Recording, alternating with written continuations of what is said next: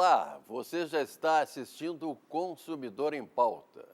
Esse aqui é um programa de utilidade pública da TVE, um programa de perguntas e respostas, que a gente sempre apresenta aqui, já faz muitos anos, no mesmo horário. Se você ligar, a TVE vai encontrar o Consumidor em Pauta. Hoje nós vamos tratar de direito comercial. Eu tenho o prazer muito grande de anunciar daqui a pouco eu vou anunciar para vocês, só para dar um suspensezinho assim, né? Para quem é que vai estar aqui comigo participando desse programa. Mas o assunto é direito comercial. Lembrando a vocês que, como esse é um programa de perguntas e respostas, você pode mandar as perguntas para o seguinte endereço, esses dois que estão aí na tela. Você pode mandar para o nosso WhatsApp ou então para o nosso e-mail. Você sempre vai ser atendido. Aqui não fica nenhum programa sem resposta, tá bom? Estou com os óculos assim na mão, porque eu já vou colocar para receber o meu convidado de hoje. Hoje, quem vai falar de direito comercial é o João Custódio, diretor executivo do Fortus Group. Tá bom? Acertei, João? É isso mesmo. Muito obrigado, Machado. É uma satisfação muito grande estar aqui novamente num programa tão tradicional que tem muitos telespectadores muito fiéis, né? É verdade. Eu tenho telespectadores aqui que nos acompanham e eu encontro seguido Agora não trabalho mais na Rua da Praia, eu trabalhava na Rua da Praia e eu passava e fora as pessoas que falavam comigo, tinha aquelas pessoas que me olhavam. Lá tem muita gente que me olha e que olha para o João, porque sabe que é por aqui que nós temos o programa Consumidor em Pauta. Ô João, nós temos muitas perguntas aqui, eu já coloquei os óculos, porque a primeira pergunta é de uma anônima e ela diz o seguinte: minha nora tem uma MEI. Caso ela contrate, através de sua MEI, um plano de saúde para a família, ela, meu filho e 2 netas, meu filho poderá abater no imposto de renda dele os valores pagos referentes a ele e às netas, que são suas dependentes no imposto de renda, ainda que o pagamento real tenha sido da MEI, da minha nora, ela declara em separado o seu imposto de renda. E daí, João, o que essa anônima faz? É uma pergunta bem interessante e muito recorrente, né? Uhum. Quem tem uma pequena empresa pergunta, posso aproveitar esse plano para abater do meu imposto de renda? E a resposta, infelizmente, é não, né?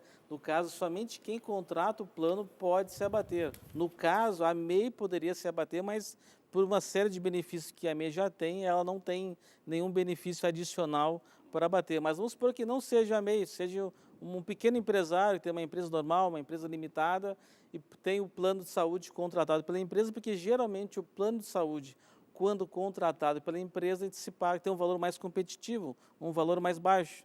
Mas somente quem pode se abater é quem contrata o plano. No caso, é a pessoa jurídica. Então, infelizmente, não tem como filho ou a própria nora, nesse caso, se abater do imposto de renda. Ainda mais que a nora declara o imposto de renda separado também. Também, mas tem isso. Nem ela nem ele vão poder ter essa possibilidade. Então está, a dona Cecília, de Viamão, pergunta o seguinte: o valor do condomínio subiu muito no último ano devido ao aumento da inadimplência. O que podemos fazer para diminuir o valor? Pergunta a dona Cecília, lá de Viamão. Muito obrigado, dona Cecília, pela pergunta, né? Hoje em dia, muitas pessoas moram em condomínio ou trabalham em condomínio, se estima-se aí algo em torno de 50 mil condomínios em Porto Alegre, grande Porto Alegre, então...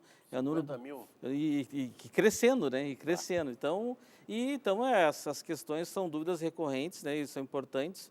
Até porque, às vezes, a gente está vindo uma pandemia e, naturalmente, que muitas pessoas tiveram problemas para honrar seus compromissos e, eventualmente, estão tendo dificuldades, no caso do condomínio da Dona Cecília, de honrar o condomínio. Quando uma pessoa ou mais não consegue pagar o condomínio, as despesas serão rateadas entre os demais. Então, ficou um pouco mais alto no caso da Dona Cecília, né? Então, o que pode ser feito? Primeiro, é o condomínio reavaliar se se o condomínio tem alguma despesa que pode ser reduzida. Segundo, é a administradora, juntamente com o seu corpo jurídico, tomar ações para poder fazer cobranças, reparcelamentos, né? Até porque a dívida de condomínio, se a pessoa não conseguir pagar, o imóvel vai a leilão. Né? Então, E vai o imóvel, que é... Né? Exatamente, o imóvel da pessoa que não está conseguindo pagar vai a leilão para poder pagar essa dívida com o condomínio. Né? Mas uma coisa também que pode se fazer, dona Cecília, que no Rio Grande do Sul é pouco utilizado, mas em Santa Catarina é praticamente a maioria dos condomínios contratam um serviço de uma garantidora. Essa garantidora, o que ela faz? Ela realiza a cobrança dos condôminos, ela faz esse contas a receber, digamos, ela, a garantidora que emite o boleto para cobrar todos os condôminos e ela garante a integralidade do repasse para o condomínio. Ela cobra uma taxa, essa taxa varia entre 2% a 5% do valor total do condomínio. Sim. Então, vamos supor que o condomínio arrecada R$100 mil por mês. Essa garantidora, ela cobra, vamos supor, se for 5%, R$5 mil, mas ela garante essa transferência dos valores para o condomínio de forma que há essa previsibilidade e de não ter surpresas como a dona Cecília está pagando um valor maior. Então, é uma outra alternativa também que no Santa Catarina é muito comum e aqui no Rio Grande do Sul, talvez por desconhecimento, né, ou as imobiliárias não têm, as administradoras não têm interesse, mas é uma alternativa que a dona Cecília pode estar lá dando sugestão para o seu condomínio, em Viamão. A próxima pergunta é do Augusto, e ele mora na cidade de Canoas. Falaram que concentrar todas as despesas no cartão de crédito é uma boa alternativa em virtude das milhas ou do cashback. Entende como uma boa alternativa? Pergunta o Augusto lá de Canoas. Olá, Augusto, obrigado pela pergunta, né? Bom, sim e não, tá? Eu acho que recomendo muito para quem tem uma alta disciplina, né? Eu sou uma pessoa disciplinada, eu me planejei para gastar isso no mês, então a pessoa consegue ter essa previsibilidade. Ela se planejou para ter uma fatura, por exemplo, de R$1.000 por mês, né? E chega no final do mês, ela tem lá os R$1.000 guardados para poder pagar essa fatura. O problema é quando tu começa a pagar tudo no cartão, se tu não tem essa disciplina, essa organização, a chance de tu se atrapalhar um pouco é grande. Tá? É grande, eu acho que é grande. Então, às vezes tu tem lá, acontece, tu vê o dinheiro na conta e tu não vê o dinheiro saindo do cartão de crédito na hora. Daí a pessoa, não, acho que eu estou com dinheiro e eu vou gastar mais um pouco. E no final do mês chega aquela fatura e às vezes tu te atrapalhou e não tem o dinheiro para pagar na integralidade. Então, eu recomendo muito, bom, primeiro, se a pessoa se ela tem muita disciplina, realmente ela tem essa questão das milhas que pode ser aproveitada, ou até os cashbacks, né, a troca dos pontos por algum produto, né? Mas, então, o que eu falo, eu sugiro um meio termo, né? Se aquelas despesas que são mensais, recorrentes, por exemplo, agora muitas escolas particulares que estão fazendo a cobrança pelo cartão de crédito. É verdade. Então, o que acontece?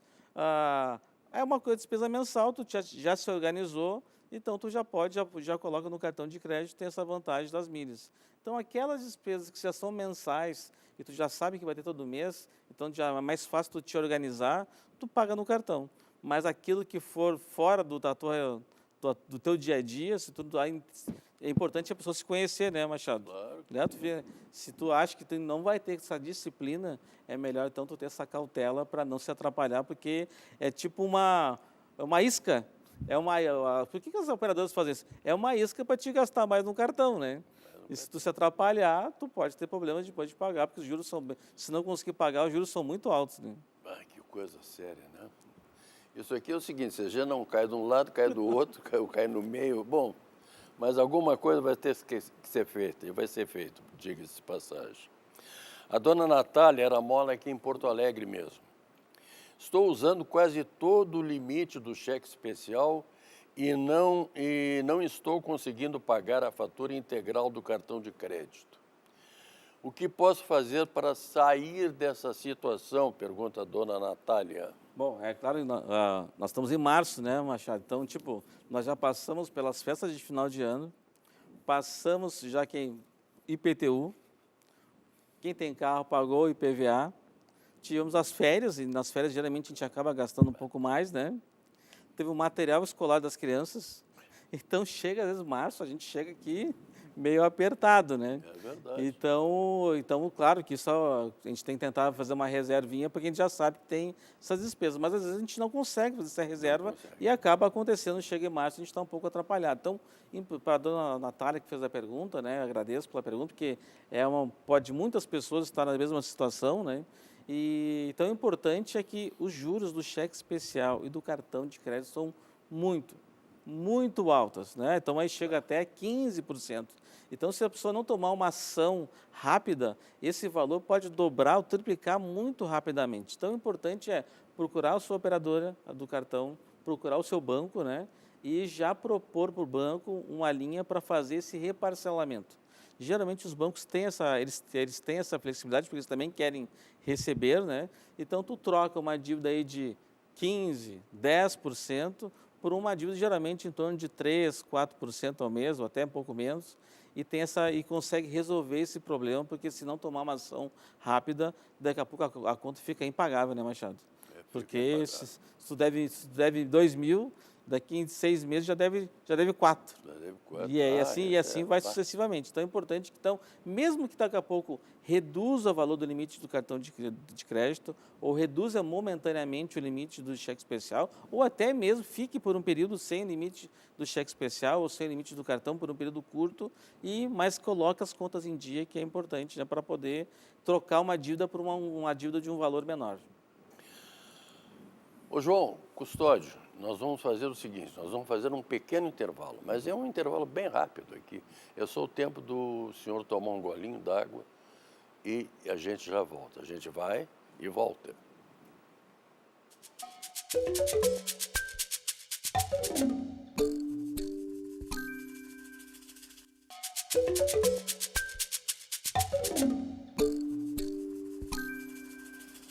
Estamos de volta, o programa é o Consumidor em Pauta e hoje nós estamos tratando de direito comercial.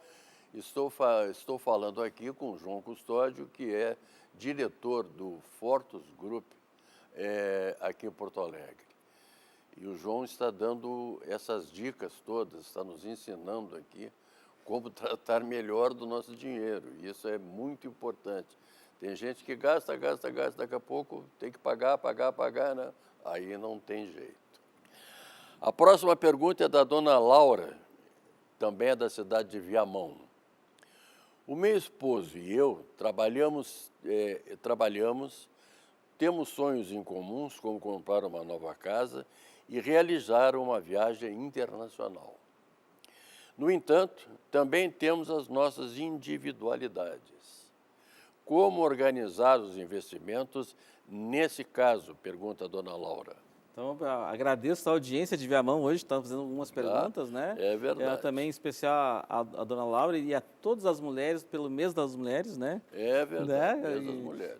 Claro, aqui está dando um exemplo que ela e o esposo trabalham, né? Então é uma realidade de muitas pessoas hoje, que realmente o casal tem que trabalhar para poder pagar as contas.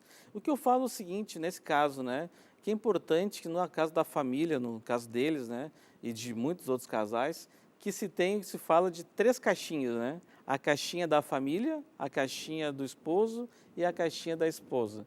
Então, o casal que tem planos em comum, como, por exemplo, da dona Laura, de trocar de casa, fazer uma viagem internacional, o que eu recomendo? Que cada um dos dois coloque uma pequena reserva para realizar esse sonho da troca da casa e da viagem internacional. E claro que a dona Laura e o seu esposo têm algumas necessidades que são dela. Por exemplo, vamos supor que cada um tem seu carro. Quer trocar de carro, os dois trabalham, já começam a fazer uma reserva para a troca do seu carro, né? Ou para a compra de uma joia, ou para a compra de um presente, alguma coisa especial. Então, Então, o que a gente sugere que o casal tenha, faça uma reserva nessa caixinha da família para realizar os sonhos e os planos da família, e que o casal, cada um na sua caixinha, faça uma pequena reserva para realizar esses pequenos sonhos, que são particulares, né? Então, é importante o casal ter planos em conjunto e também ter aquela reserva para as questões mais do seu dia a dia, ou dos seus pequenos sonhos, que são muito próprios de cada um, né? É verdade. A próxima pergunta é da Viviane, ela mora na cidade de Alvorada. Aqui em casa gastamos um valor relevante com os planos de saúde empresarial. Não seria o caso de cancelarmos e economizar o valor gasto para uma eventual emergência? Pergunta a Viviane do João. Então, obrigado, Viviane, pela pergunta. Muitas mulheres fazendo perguntas hoje, né? No mês das mulheres, verdade. é importante. Então, dona Viviane, assim, claro que todo mundo que paga um plano de saúde pense em algum momento sobre isso. Pai, se eu guardasse esse dinheiro aqui, né, vai que daqui a pouco, se eu precisar, eu vou pegar esse dinheiro. O que é importante saber é que a gente tem que, às vezes, olhar o plano de saúde, às vezes, como um seguro, né? Porque boa parte do custo, quando a operadora faz o seu levantamento lá para cobrar o valor do plano de saúde, boa parte do custo é relativo a internações e cirurgias. É verdade. Porque hoje a saúde é muito cara, né? Então, se tu ficar, por exemplo, se tivesse uma necessidade de ficar, por exemplo, 20 dias numa UTI, é R$500 mil, se não mais. Então, a gente tem que ter esse olhar sobre o ponto de vista de que a gente está comprando um seguro. Então, se a pessoa tem condições de ter um plano de saúde, é ter esse olhar sobre se precisar. Se tiver uma doença, uma necessidade de uma cirurgia, uma necessidade de uma internação, você vai ter recursos para pagar isso? A gente não sabe, né? Porque se precisar, pode ser um valor muito alto e a gente não consiga pagar. Às vezes, tu vai ter que, se não tem esse plano de saúde, ou tu vai ter que se socorrer do SUS, que também é um sistema exemplo mundial, mas claro que, em virtude da demanda, às vezes não consegue dar aquela agilidade que a gente precisa, uma consulta um pouco mais rápida a gente não consegue, ou um procedimento cirúrgico que a gente demora um pouco para conseguir. Então, para quem tem condição, a gente tem que olhar sobre essa ótica de um seguro, né? Porque se precisar, realmente os custos são muito elevados e às vezes a gente pode não ter condições ou até tem que se desfazer de algum patrimônio para poder honrar essas despesas depois. Porque tu entra no hospital, tu dá uma caução lá para eles, se tu tem esse limite do cartão de crédito, alguma coisa, mas se tu precisar ficar mais, daqui a pouco na hora de ir embora, na hora de sair do hospital, se Deus quiser, né, o hospital vai te apresentar uma conta para te pagar depois. É verdade. Como nós estamos no mês internacional da mulher, João, a gente está recebendo aqui muitas perguntas de mulheres, né? Então, parabéns a todas vocês. A dona Clarice, que mora aqui em Porto Alegre, Clarissa, que mora aqui em Porto Alegre, pergunta o seguinte: no momento estou administrando as contas de minha avó, que já está com 85 anos de idade. Ela tem 3 contas bancárias e tenho que prestar contas para a minha família. O que me sugere para ajudar nesses controles, João? Então, parabéns pela Clarissa, né, que está apoiando a família, no caso a sua avó, nesse momento que em algum momento a gente vai precisar da ajuda dos nossos filhos ou netos, né? E ela está se colocando à disposição para ajudar a família. Como tem 3 contas bancárias, a minha sugestão é, de repente, para reduzir para uma, né? Já que não tem essa necessidade tanto. Daqui a pouco tem que fazer uma portabilidade, se de repente tem uma aposentadoria, recebe numa conta, né? Concentra tudo numa só, para facilitar esse controle e também reduzir as despesas bancárias, né? Porque as despesas bancárias sempre aparece lá os seus R$50, R$60 de despesas, são 3 contas, daqui a pouco dá mais de R$2.000 só de despesa bancária por ano, né? Uma outra coisa importante também, dona Clarissa, como tu tem que estar fazendo essa prestação de contas das despesas da sua avó, importante é pegar recibos, né? Tudo que for gastar, né, de remédios, consultas, despesas de alimentação, água, pega todos esses comprovantes, né, para ter essa transparência, coloca numa planilha e encaminha para toda a família, para não ter aquela questão de, daqui a pouco tá gastando despesa pessoal. faz essa transparência para todo mundo, para facilitar, porque às vezes a pessoa se coloca à disposição para ajudar de boa vontade, mas daqui a pouco tem os conflitos familiares. Então, uma forma também de reduzir esses conflitos é dar essa transparência e pegar o comprovante de todas as despesas. E se alguém quiser dar uma olhada, fica à vontade para olhar, põe numa caixinha lá para apresentar. Que bom. O João além das dicas que ele dá para economizar, ele dá dicas ainda como é que se faz para poder economizar um pouco mais. A dona Aline, ela mora aqui em Porto Alegre. Tem uma pequena loja de roupas, mas os custos com taxas com operadoras das maquininhas são muito altas quando eu antecipo.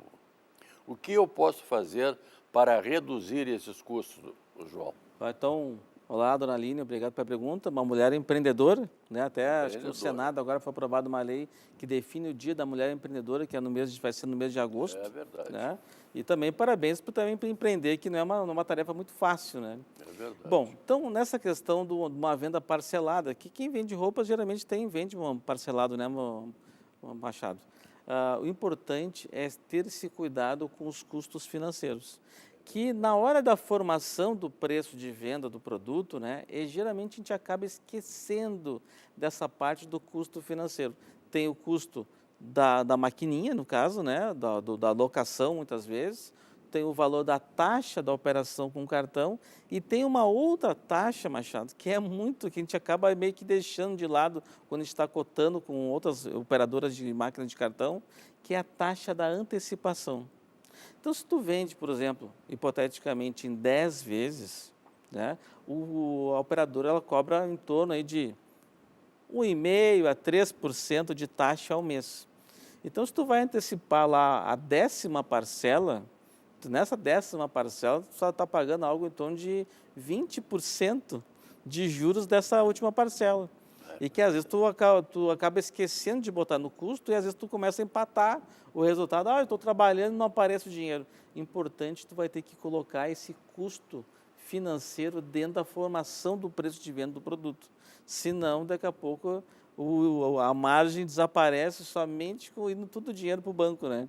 Então é importante também verificar se está pagando muito, verificar com as outras operadoras, não somente a taxa da administração do cartão, mas também a taxa de antecipação, que é importante porque o custo é bem relevante na hora de fazer essa antecipação. Né?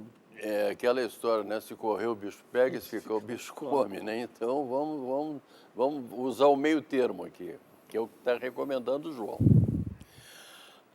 O senhor Alexandre mora na cidade de Gravataí. No momento estou sem plano de saúde e estou avaliando contratar um cartão de descontos na área da saúde. Será que vale a pena? Pergunta o seu Alexandre. Bom, Sargento, obrigado pela pergunta, né?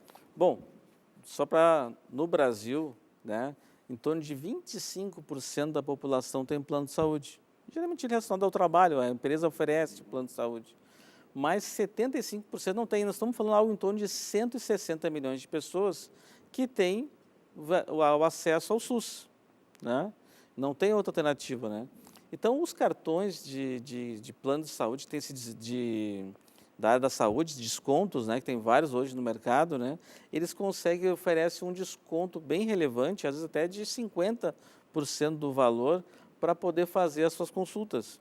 Então, uma consulta particular hoje está em torno de R$300 para mais, né? Então, às vezes, tu não está preparado naquele mês com aquela despesa, porque não é só às vezes, o cartão, tem a consulta, tem o exame também junto, né? Então, essas operadoras, como nós temos um grande número de pessoas que participam desse plano, né, desse cartão, né, de descontos, eles conseguem negociar com os operadores de saúde um desconto mais relevante. E, às vezes, uma consulta de R$300 fica 80, 90, R$100. Então, é sim uma alternativa, né? Também, geralmente, tem desconto também dos exames, também nessa mesma ordem, de 50% ou menos de desconto. E também alguns cartões de desconto também tem até desconto de internações.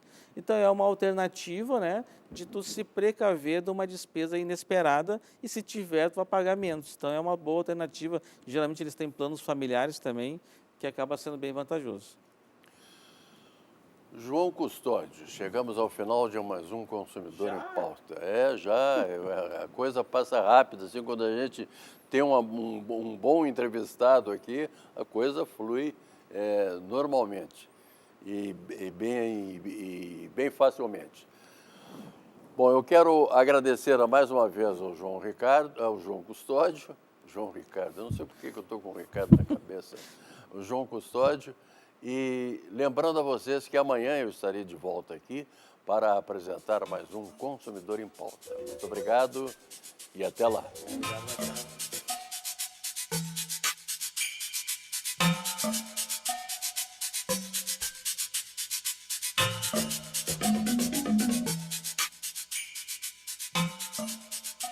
Obrigado.